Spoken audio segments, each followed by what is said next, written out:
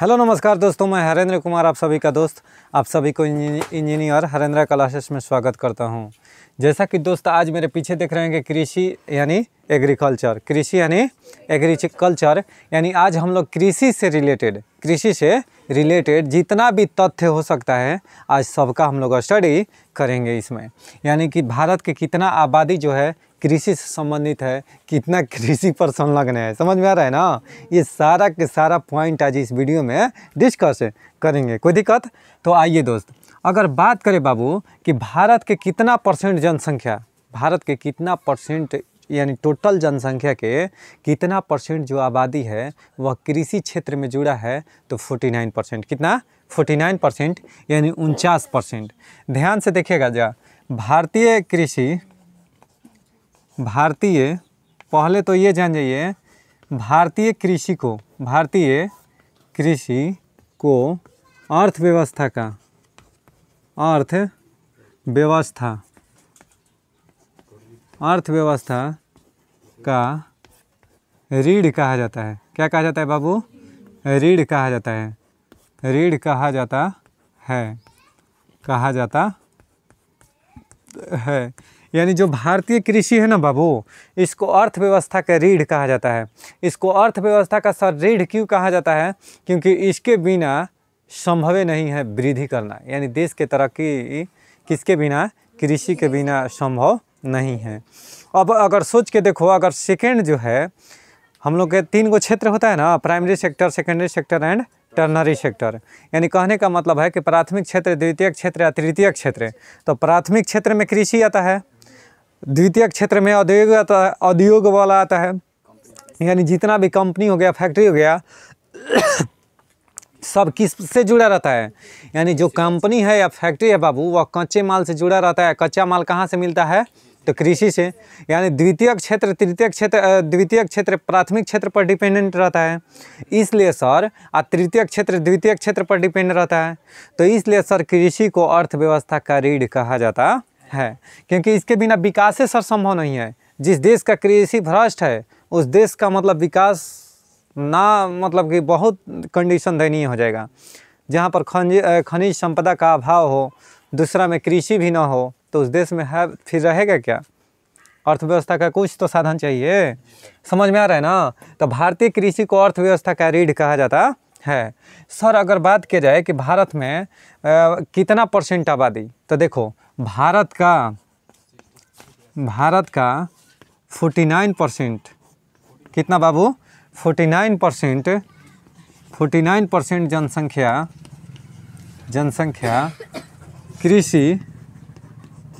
कृषि में संलग्न है। कृषि में संलग्न है। संलग्न कहने का मतलब है बाबू, संलग्न कहने का मतलब है उससे जुड़ा हुआ है। यानी कहीं ना कहीं 49% हम लोग का जनसंख्या का जीविकोपार्जन जो चलता है ना, वह किससे चलता है? कृषि से। किससे? कृषि से। ठीक है। कितना परसेंट? 49%। और क्या सर? तो भारत में प्रथम कृषि विश्वविद्यालय का स्थापना कर देना कि सर इसमें कृषि का स्टडी के लिए, क्या बोला मैं? कृषि के स्टडी के लिए यानी अध्ययन करने के लिए कोई तो विश्वविद्यालय होगा सर। तो अगर बात किया जाए कि भारत में, ये सब पेपर का क्वेश्चन है बाबू, भारत में प्रथम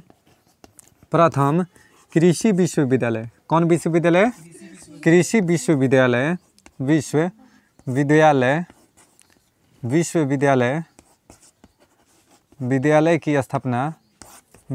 की स्थापना कब हुआ था बाबू? तो 1960 में। कब? 1960 ईस्वी में पंतनगर। कहाँ है बबुआ? तो उत्तराखंड। कौन? उत्तराखंड। ठीक है। पंतनगर उत्तराखंड में खोला गया। क्या बाबू? तो कृषि विश्वविद्यालय। यानी भारत में प्रथम कृषि विश्वविद्यालय का स्थापना कब? 1960 ईस्वी में। ठीक। पंतनगर उत्तराखंड में। कोई डाउट है? अब ध्यान से देखो, पंतनगर कहाँ है बाबू? उत्तराखंड में। इसका क्या हुआ ना कि इसका नाम बदल के गोविंद बल्लभ पंत, यानी जो पंतनगर विश्वविद्यालय है ना, इसका पहले नाम क्या था?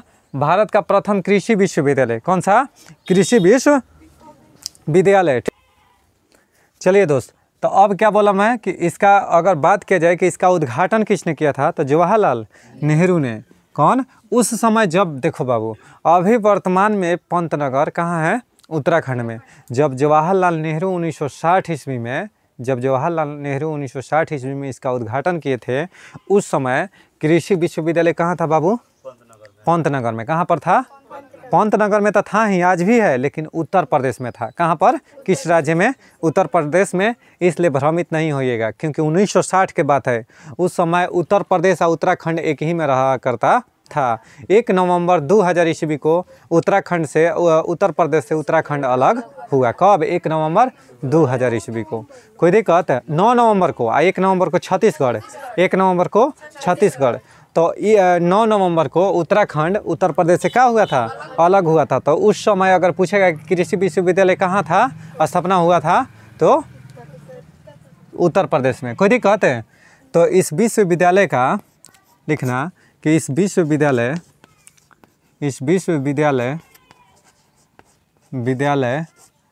का उद्घाटन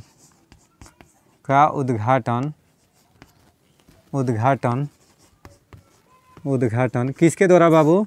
उद्घाटन जवाहरलाल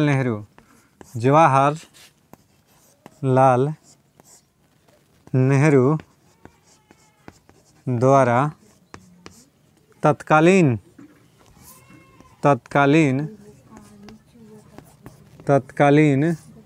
उत्तर प्रदेश में किया गया। उत्तर प्रदेश में किया गया। समझ में आया क्या? और इसका नाम बदल के बाबू, यानी उस समय तत्कालीन उत्तर प्रदेश कहने का मतलब समझ गया ना, कि जब 1960 में जवाहरलाल नेहरू इस कृषि विश्वविद्यालय का स्थापना किए थे, यानी उद्घाटन किए थे बाबू, उस समय यह जो था विश्वविद्यालय उत्तर प्रदेश में था। अब वर्तमान में अगर बात करें तो कहाँ पर चल गया है? उत्तराखंड में। कहाँ पर? उत्तराखंड में। बहुत बढ़िया। अगर बात करें कि सर इसका नाम बदल कर क्या कर दिया गया है, यानी जो यह कृषि विश्वविद्यालय है ना, इस कृषि विश्वविद्यालय का नाम बदल कर क्या कर दिया गया है, तो याद रखना, इस कृषि विश्वविद्यालय का नाम बदल कर गोविंद बल्लभ पंत, इस कृषि विश्वविद्यालय का, इस कृषि विश्वविद्यालय का नाम गोविंद वल्लभ पंत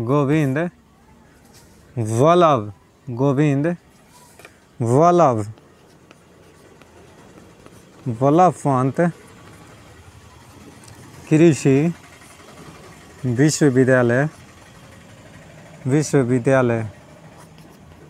विश्वविद्यालय रखा गया। यानी इस विश्वविद्यालय का नाम क्या रखा गया है बाबू? तो गोविंद बल्लभ पंत कृषि विश्वविद्यालय रखा गया है, जो प्रथम कृषि विश्वविद्यालय था। कोई डाउट?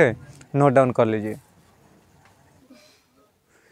चलिए दोस्तों, अब आगे हम लोग बढ़ते हैं कि sir national bureau of soil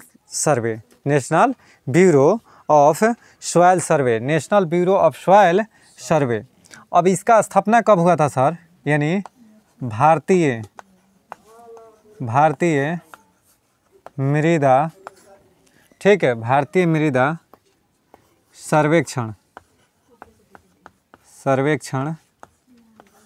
ठीक है, भारतीय मृदा सर्वेक्षण, ठीक है, भारतीय मृदा सर्वेक्षण अधिनियम, या कहिए कि भारतीय मृदा संरक्षण कब पारित हुआ था? भारतीय मृदा सर्वेक्षण 1956 ईस्वी में भारतीय मृदा सर्वेक्षण का स्थापना, इसको कहते हैं इंग्लिश में नेशनल, कौन सा? नेशनल सॉइल, ठीक है, नेशनल सॉइल सर्वे का स्थापना अगर बात करें, नेशनल ब्यूरो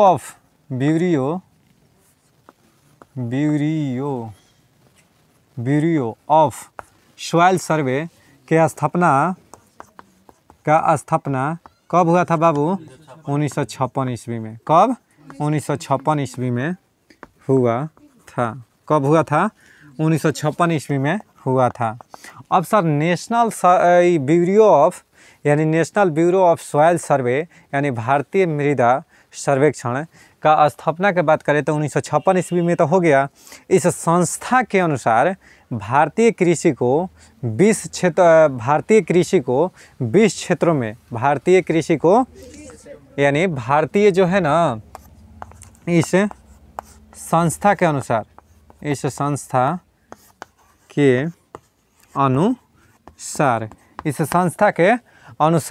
भारतीय जो कृषि है ना उसको 20 कृषि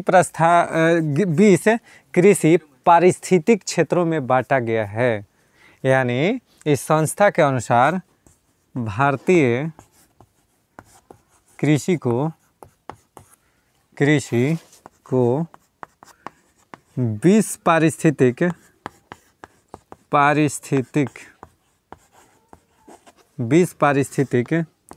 कृषि क्षेत्रों एवं 60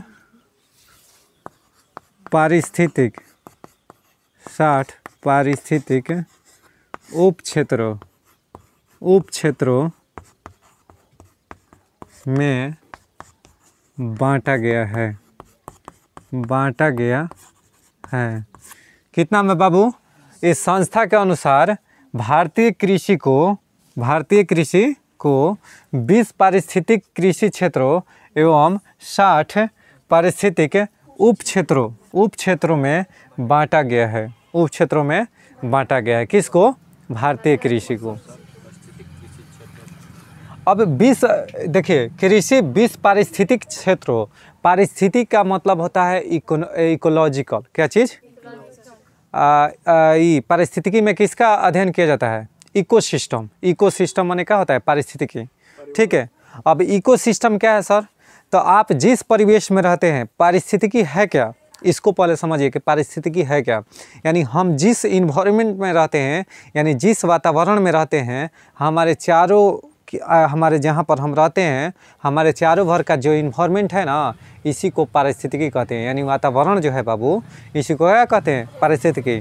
तो हर जगह का अलग अलग है। जैसे हम लोग के अभी देखिएगा तो हम लोग के समय में इतना धूप है, अगर चल जाइएगा साउथ में तो बहुत ज़्यादा धूप है, और चल जाइएगा जम्मू कश्मीर में तो बहुत ठंड है इस समय। समझ में आ रहा है ना? तो जगह जगह का जो वातावरण है वो क्या है? अलग अलग है। तो यही पारिस्थितिकी है। यही क्या है? पारिस्थितिकी है। समझ में आ गया ना? हम जहाँ पर रहते हैं, हमारे चारों तरफ के जो वायुमंडल का इन्वायरमेंट है, यही सब क्या है? पारिस्थितिकी है। ठीक है। तो 20 पारिस्थितिकी क्षेत्रों एवं 60 उप पारिस्थितिकी क्षेत्रों में बांटा गया है। ये क्वेश्चन पूछा हुआ है। ठीक है। कोई डाउट? भारतीय कृषि को अब सर यहाँ तक तो समझ में आ गया। देखिए, भारतीय कृषि का इतिहास किसने लिखा था? पुस्तक भारतीय कृषि का इतिहास पुस्तक के लेखक कौन है बाबू? पुस्तक के लेखक तो एम एस रंघावा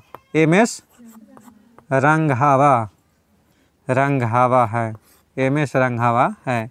यानी भारतीय कृषि, अगर कह दे कि भारतीय कृषि का इतिहास है, पुस्तक के लेखक कौन है बाबू? एम.एस. रंघावा। कोई दिक्कत है? यहाँ तक कोई डाउट नहीं है? अब देखो, भारतीय कृषि एवं संगठन, भारतीय फूड एग्रीकल्चर एंड ऑर्गेनाइजेशन, भारतीय कृषि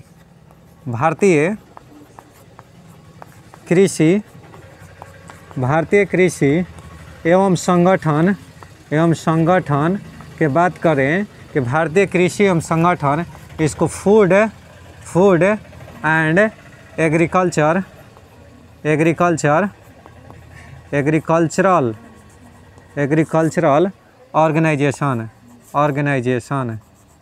ऑर्गेनाइजेशन। ठीक है। ऑर्गेनाइजेशन, कोई डाउट है? ऑर्गेनाइजेशन यानी अगर बात करें बाबू कि फूड एंड एग्रीकल्चरल ऑर्गेनाइजेशन की स्थापना कब हुआ था दोस्त? स्थापना 1960 ईस्वी में। कब हुआ? 1960 ईस्वी में। अगर भाई साहब दिखाई नहीं दे रहा होगा तो चेक कर लीजिएगा, यहाँ पर 1960 लिखा हूँ। क्या लिखा हूँ? 1960 ईस्वी में हुआ था। इतना नोट डाउन कर लीजिए, उसके बाद में हम बताते हैं। FAO का हो गया ना बाबू। यानी FAO का अगर पूछ देगा कि फूड एंड एग्रीकल्चरल ऑर्गेनाइजेशन यानी भारतीय कृषि संगठन की स्थापना कब हुआ था बाबू? तो 1960 में। बता दिए ना। अगर इसका पूछे कि FAO का मुख्यालय कहाँ है? FAO का मुख्यालय कहाँ है सर? तो रोम में है। कहाँ? मुख्यालय रोम। कहाँ है? रोम। रोम कहाँ है बबुआ? तो इटली की राजधानी कहाँ है? रोम। कहाँ है? इटली का राजधानी कहाँ है? रोम है। कोई दिक्कत है? इटली की राजधानी रोम। और इटली के मुद्रा के बात करें कि क्या है सर? इटली का मुद्रा का नाम लीरा है। नाम लीरा। क्या चीज़? लीरा है। इटली के मुद्रा का नाम क्या है? लीरा है। ठीक। अब सर FAO के अनुसार, किसके अनुसार? FAO के अनुसार खाद्य का जो रक्षण करते हैं ना बाबू, खाद्यान्नों में सुरक्षित रखने के लिए, जो खाद्य पदार्थ का हम खाद्यान्नों में सुरक्षित रखने के लिए, भंडारण करने के लिए जो खाद्य पदार्थ हम रखते हैं, उसमें खाद्य पदार्थ रखते हैं। ठीक है, खाद्य पदार्थ रखते हैं। तो कह रहा है कि उसका नमी कितना होना चाहिए? तो उसका नमी 14%। उसका नमी 14%। कहने का मतलब बाबू कि जब भी हम गेहूँ या कोई चीज़, चावल वगैरह कोई चीज़ हम कोठिला के अंदर रखते हैं ना, या अपने डब्बा के अंदर, तो उस डब्बा में संग्रहित करके रखने के लिए, यानी 1 साल के लिए रखने के लिए या 2 साल के लिए रखती है ना हो हम लोग के घर में मम्मी वगैरह, चाहे कोई भी पापा वगैरह। ठीक है, तो इसको रखने के लिए खाद्य पदार्थों को FAO के अनुसार खाद्य पदार्थों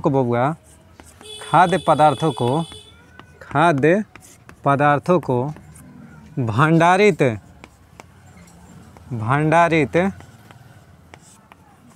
करने के लिए उसका नमी 14%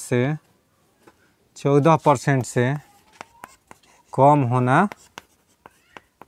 होना चाहिए। यानी हार्डली 14% या 14% से कम हो बेटर रहेगा, लेकिन उससे ज़्यादा नहीं जाना चाहिए। यानी जो नमी है ना बाबू, जो भी खाद्य पदार्थ हम रखते हैं सुरक्षित खाद्य भंडारित करते हैं, तो भंडारण में कितना होना चाहिए? 14% से नमी ज़्यादा नहीं होना चाहिए, ना तो क्या हो जाएगा? उसमें जंग लग जाएगा, भंगुर जाएगा, वो सब क्या हो जाएगा? खराब हो जाएगा। कोई दिक्कत है? और सर और क्या होगा? तो ध्यान से सुनिएगा। भारत में देखो कृषि का बहुत सारा डिफिनीशन है, बहुत सारा कृषि होता है। जैसे मिश्रित कृषि हो गया, अंतर फसली कृषि हो गया, युग्म कृषि हो गया। कौन सा? युग्म कृषि। कौन सा? हाँ, झुम कृषि हो गया। तो अगर बात करें बाबू कि युग्म जो कृषि में युग्म पैदावार का क्या आशय है? युग्म पैदावार क्या होता है? युग्म पैदावार यह क्या होता है? युग्म पैदावार। ठीक है, अगर युग्म पैदावार बात करें कि कृषि में सर, किसमें? कृषि में युग्म माने क्या होता है? जोड़ा। युग्म माने यानी कृषि में जब 2 या 2 से अधिक पैदावार एक ही वर्ष में होगा, तब उसको क्या कहेंगे? युग्म कृषि। जैसे हम लोग तरफ अभी कैसा कृषि होता है? युग्म कृषि। यानी हम लोग तरफ 2 गो फसल काटा जाता है ना, यानी 2 फसल कम से कम या अधिकतम भी उपजाया जाता है। जैसे मूंग ले लो, नॉर्मल अगर बात करें तो ये सब क्या हो गया? ट्रिपल हो गया ना, 3 फसल हम लोग उगा लिए खेत में। तो कह रहा है कि 2 या 2 से अधिक अगर फसल एक ही वर्ष में उपजाते हैं, यानी 1 वर्ष के अंदर, कोई दिक्कत है? तो उसको किस कृषि क्षेत्र में रखा जाएगा? उसको युग्म पैदावार कृषि में रखा जाएगा। यानी ऐसा कृषि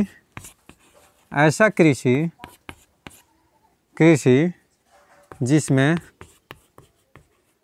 जिसमें एक ही वर्ष में एक ही वर्ष में दो या दो से अधिक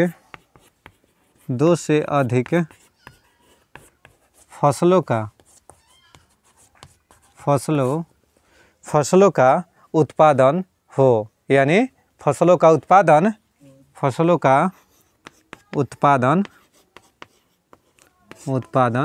हो, वह क्या कहलाता है बाबू? वह कृषि में युग्म पैदावार कहलाता है। यानी ऐसा कृषि जिसमें एक ही वर्ष में दो या दो से अधिक फसलें का उत्पादन हो, उसी को क्या कहते हैं? कृषि में युग्म पैदावार। इसका आशय यही है, ठीक है। अगर बोले कि अंतर फसल क्या है सर? अंतर कौन सा है? अंतर फसल, ध्यान से सुनना। अंतर फसल कौन सा है सर? अंतर फसल लिखकर डैश डालिए कि सर आखिर बताइए कि अंतर फसल क्या होता है? कौन सा? यहाँ तक लिखते जाओ बाबू।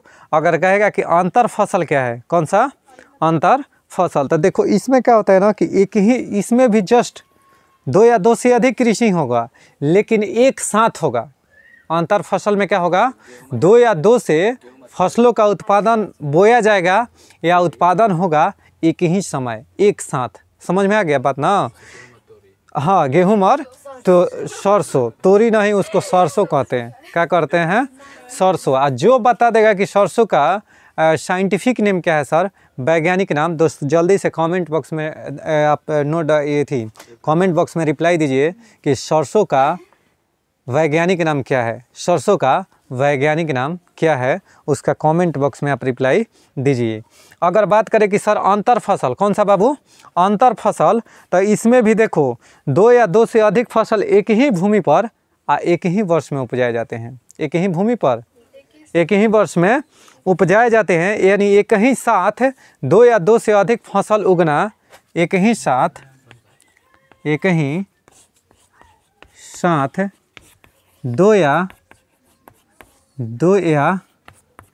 दो से अधिक एक ही साथ दो या दो से अधिक फसलों का उगना का मतलब उपज होना, उगना क्या कहलाता है बाबू? अंतर फसल कहलाता है। अंतर फसल कहलाता है। बात समझ में आ गया क्या कि अंतर फसल क्या है सर? तो एक ही साथ दो या दो से अधिक फसलों का उत्पादन करना ही क्या कहलाता है, या उगना ही अंतर फसल कहलाता है।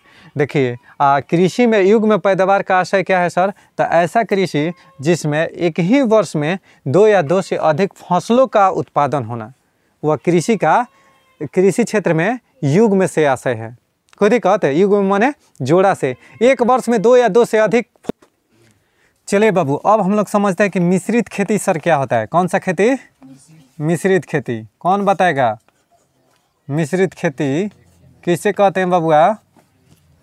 तो वैसी पद्धति लिखिए, वैसी पद्धति जिसमें कृषि के पैदावार कृषि के साथ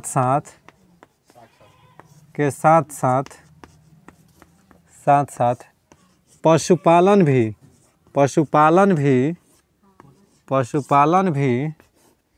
किया जाता है।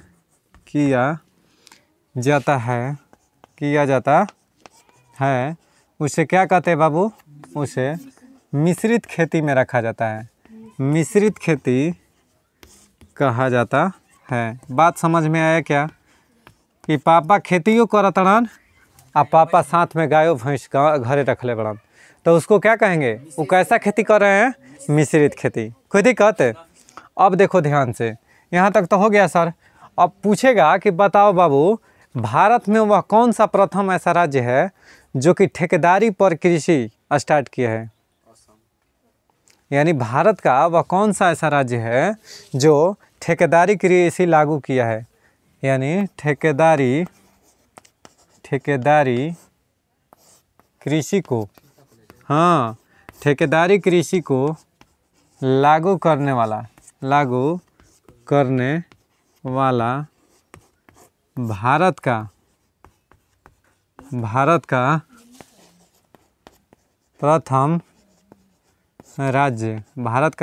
राज्य पंजाब है। कौन बाबू? पंजाब है। कौन सा? पंजाब है। कोई दिक्कत है? अगर कहेगा कि पूर्वोत्तर का बताओ वह कौन सा ऐसा राज्य है बाबू? ठेकेदारी माने समझ रही हो क्या होता है? ठेकेदारी का मतलब होता है बाबू कि ठेका पर किसी कार्य को करना। जैसे ठेका पर पूरा रोपनी सोहनी का स्टार्ट में ले लिया ठेका, कोई पूरा काम करा दिया, पूरा सोहनी का अपना ठेका दे दिए, पूरा सोहनी करने का ठेका दे दिए, तो ये सब होता है ठेकेदारी कृषि। कौन सा? ठेकेदारी कृषि। या कोई ले लिया कि हम आपको कृषि कार्य करके आपको इतना सालाना लेंगे, आपका सारा खेत हम देखते रहेंगे, या रोपना सोना जो भी हो सारा चीज़ हम उससे करेंगे। ठीक है, तो ये ठेकेदारी हो गया। कोई दिक्कत है? पूर्वोत्तर भारत का, अब चलो पूर्वोत्तर भारत का, कौन भारत का? पूर्वोत्तर भारत का सिक्किम ऐसा राज्य है, सिक्किम ऐसा राज्य है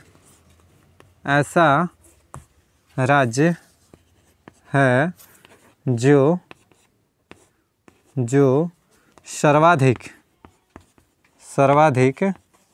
वनाच्छादित है,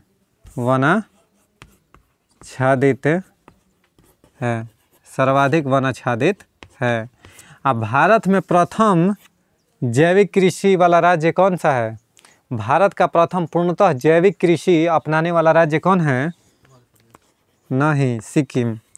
भारत का प्रथम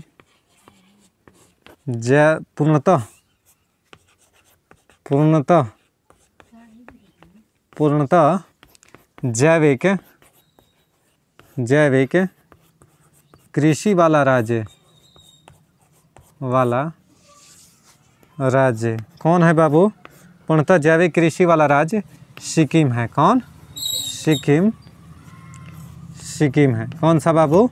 सिक्किम। जैविक कृषि का मतलब जानते हो बाबू क्या होता है? जैविक कृषि का मतलब होता है कि जैसे नहीं होता है गाय भैंस के मल मूत्र का उपयोग करके क्या करते हैं कि हम लोग कृषि में जो भी पैदावार होता है उसका उत्पादन करते हैं, उसमें रासायनिक खाद्य पदार्थ का उपयोग बिल्कुल नहीं होता है, बिल्कुल। उसी को जैविक कृषि कहा जाता है। जैसे गोबर वगैरह छींटकर, गाय से जो गोबर निकलता है ना भैंस से, उसको खेतों में छिड़काव करके या उसको रख करके उपज करना ही क्या कहलाता है? जैविक कृषि। उसमें कोई भी रासायनिक खाद्य पदार्थ का उपयोग नहीं किया जाता है, कोई भी कीटनाशक दवा का प्रयोग नहीं किया जाता है। तो बताइए भारत का प्रथम पूर्णतः जैविक कृषि वाला राज्य कौन है बाबू? सिक्किम है। यह पूर्णतः जैविक कृषि है, यानी यहाँ कोई भी रासायनिक पदार्थ का उपयोग नहीं किया जाता है। जैविक कृषि का मतलब समझ में आ गया ना? नोट डाउन कर लो। देखो बाबू, अगर बोलेगा ना कि सर्वाधिक, ध्यान से सुनना, सर्वाधिक खाद्य पदार्थों का खपत यानी उर्वरक का उपयोग करने वाला राज्य, सर्वाधिक, याद रखना इस सब पेपर का क्वेश्चन है पूछा हुआ दोस्त, ठीक है। सर्वाधिक उर्वरक का खपत करने वाला राज्य, खपत या उपयोग, गड़बड़ाना नहीं है, ठीक है। खपत या उपयोग करने वाला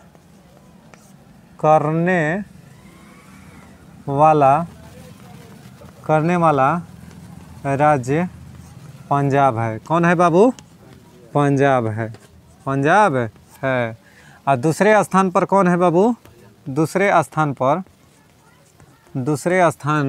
पर बिहार है। कौन है? बिहार है। बिहार में बाहर है, कोई दिक्कत है? तो दूसरे स्थान पर कौन है बबुआ? तो बिहार है, सर्वाधिक खपत उपयोग करने वाला। एक आता है सर, यहाँ तक तो पढ़ लिए कौन कौन सा? युग में कृषि। दूसरा हम लोग पढ़ लिए कौन सा? जैविक कृषि तो हो गया, मिश्रित कृषि हो गया, एक हो गया अंतर फसल कृषि, ठीक है। अब बता रहा हूँ समानांतर कृषि, समानांतर कृषि। समानांतर कृषि क्या होता है बाबू? ठीक है, समानांतर कृषि क्या होता है? ध्यान से देखना, समानांतर फसल के अंतर्गत क्या होता है कि दो भिन्न विकास प्रवृत्ति वाले फसलें शामिल रहते हैं। यानी समानांतर कृषि में क्या होता है, इसमें क्या होता है कि दो भिन्न प्रवृत्ति वाली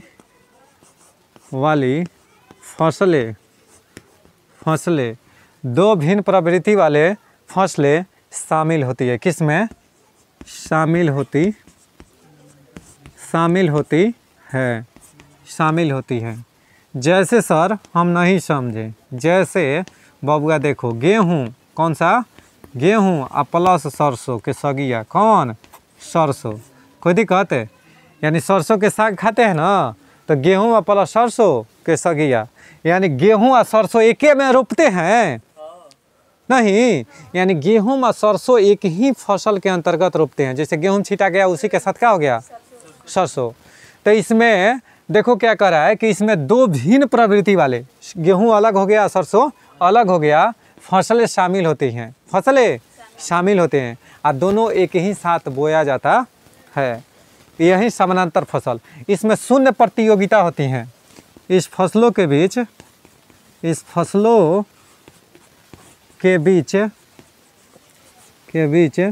शून्य प्रतियोगिता, कौन बाबू, शून्य प्रतियोगिता होती है, शून्य प्रतियोगिता होती है।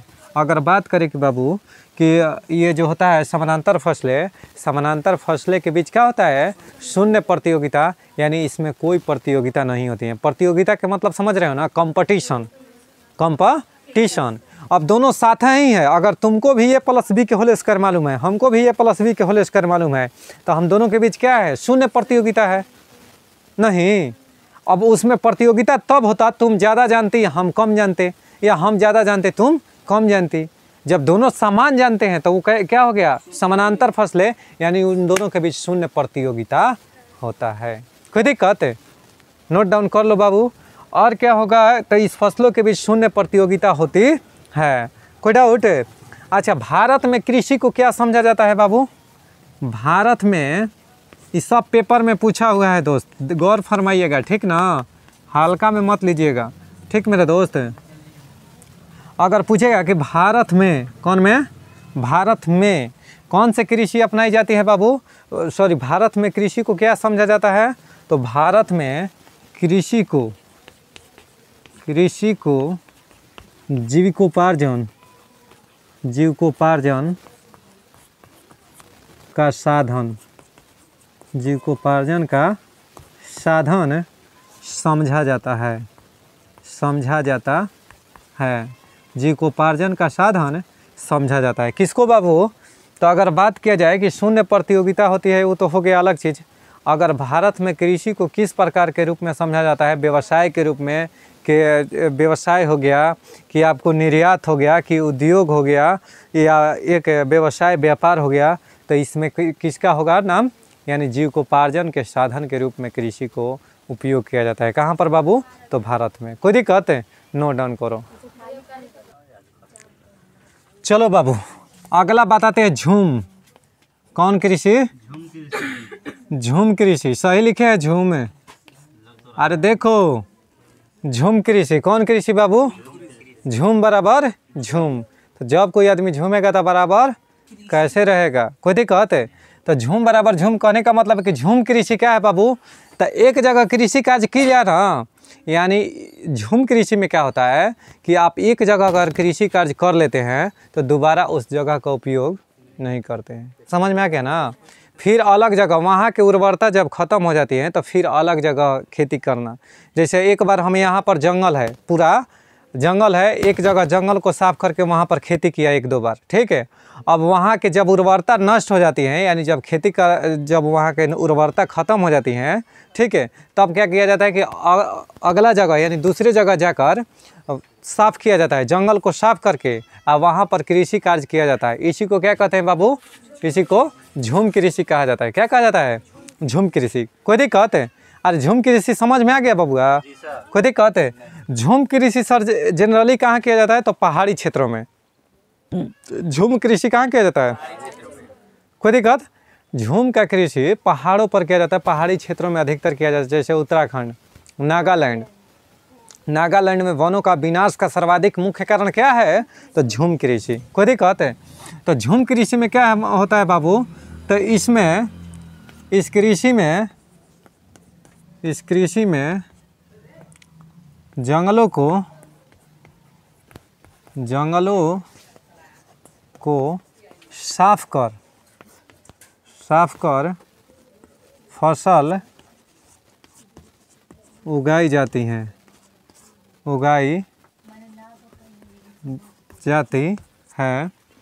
तथा उसकी उर्वरता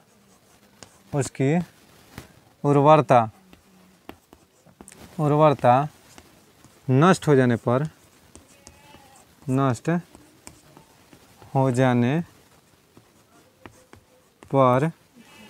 दूसरे जगह पर खेती करना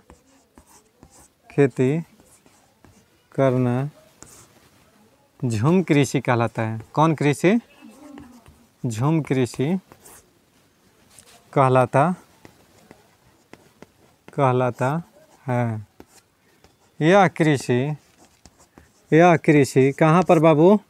तो नागालैंड एवं उत्तराखंड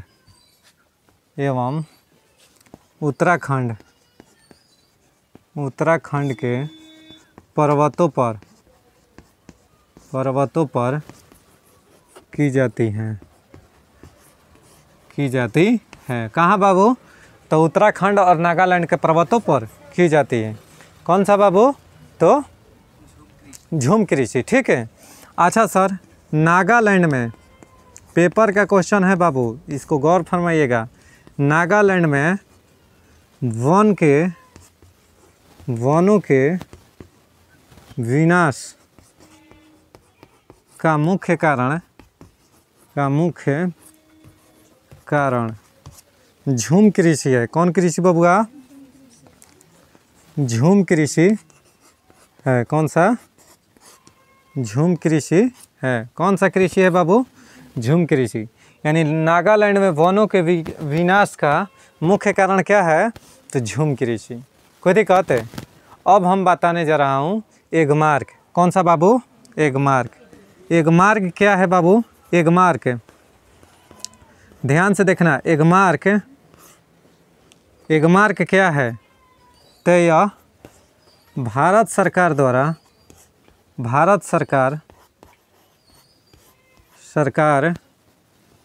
का प्रायोजित योजना है। ठीक है, भारत सरकार का प्रायोजित योजना है। और क्या करता है सर? यह वस्तु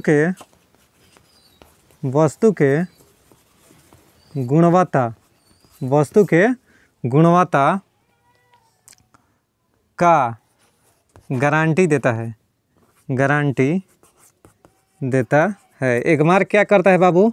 वस्तु की गुणवत्ता का माप करता है, गारंटी देता है कि यह वस्तु अच्छा है या खराब है। इसका निर्धारण किसके द्वारा किया जाता है? एगमार्क के द्वारा। कोई दिक्कत है? अब यहाँ ऊपर में लिख लिया है ना। अब देखो एगमार्क की अगर बात करें बबुआ, कि एगमार्क की बात करें कि बताइए सर एगमार्क की स्थापना कब हुआ था? तो ध्यान से सुनिएगा। एगमार्क की स्थापना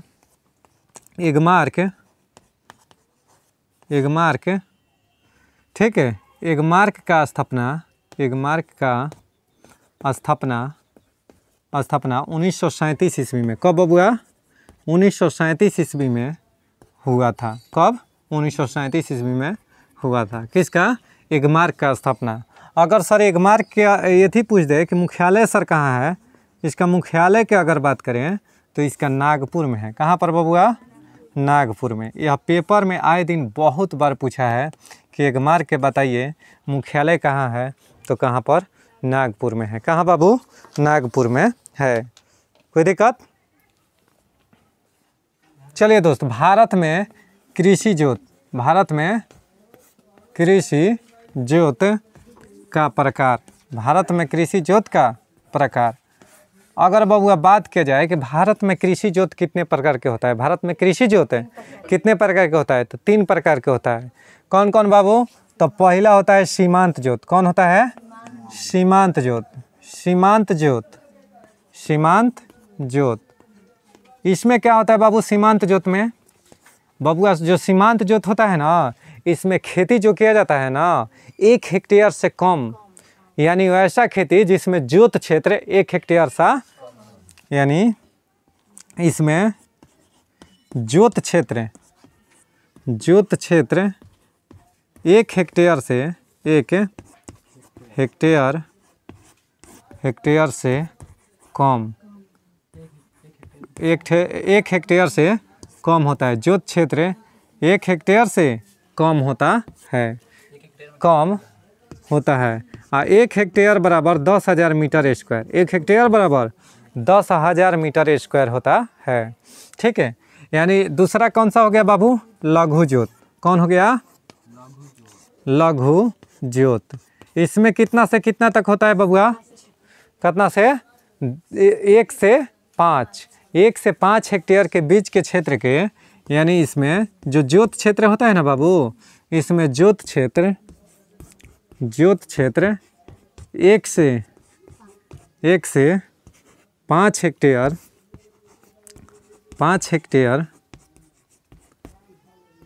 के बीच होता है। समझ में आ रहा है ना? इसमें ज्योत क्षेत्र जो होता है बाबू वह 1 से 5 हेक्टेयर के बीच होता है। अच्छा सर, तीसरा होता है बृहद ज्योत। कौन सा? बृहद ज्योत क्या होता है बाबू? बृहद ज्योत, ध्यान से देखना, बृहद ज्योत क्या होता है? इसमें ज्योत क्षेत्र जो होता है ना, ज्योत क्षेत्र 5 हेक्टेयर से, कितना से बाबू? 5 हेक्टेयर से अधिक होता है। यानी कहने का मतलब बबुआ कि अगर पूछेगा कि भारत में कृषि ज्योत कौन सा है बाबू, तो कौन सा? सीमांत ज्योत। यानी भारत में कृषि ज्योत क्या है कि करो 10 कट्ठा, 1 बीघा, 2 बीघा, 4 बीघा, इससे ज़्यादा नहीं है मैक्सिमम आदमी के। वही में 3 भाई है, 3 टुकड़ी हो गया, 5-5 कट्ठा, 2-2 कट्ठा, 4-4 कट्ठा, ऐसे आज के हालात हो गए हैं। नहीं कोई दिक्कत है। तो कहने का मतलब है कि वो हो गया सीमांत ज्योत। कौन सा? तो भारत में किस प्रकार की ज्योत है बाबू? तो भारत में सीमांत ज्योत क्षेत्र है। सीमांत ज्योत क्षेत्र है। अब समझ में आया क्या? बात समझ में आया क्या? ज्योत क्षेत्र है, यानी भारत में सीमांत ज्योत क्षेत्र है। उम्मीद करते हैं कि दोस्त सारा पॉइंट को आप समझ गए होंगे बहुत आसानी से। यहीं पर वीडियो को समाप्त करते हैं। अगर यह वीडियो अच्छा लगे तो कृपया करके लाइक, शेयर, सब्सक्राइब करना ना भूलें। अपने दोस्तों के पास, अपने ग्रुप में ज़रूर शेयर करें। एक भाई के लिए कमेंट ज़रूर कमेंट बॉक्स में लिखें। ठीक है।